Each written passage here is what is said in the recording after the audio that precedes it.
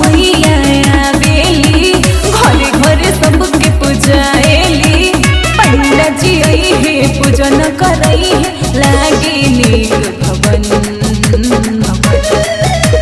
होई आज फुलवा सजा के स्वागतम सरस्वती मैया के होता आगमन। होई आज फुलवा सजा के स्वागतम सरस्वती मैया के होता आगमन।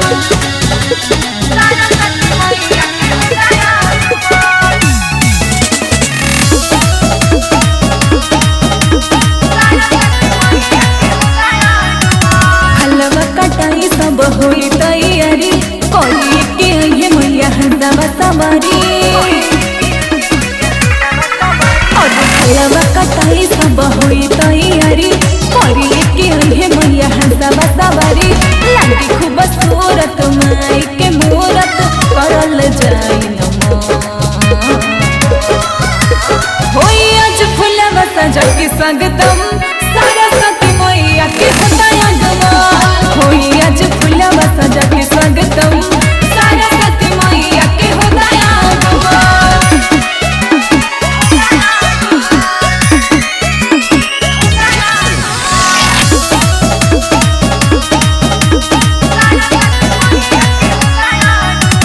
राइटर चंदन के गाना बाजे दीदी मगे मंडप सजावा जाए झालर मंगे।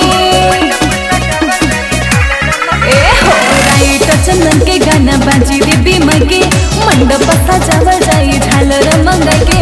दिव्या जी आई है भजन सुनाई है माई के निमन निमन।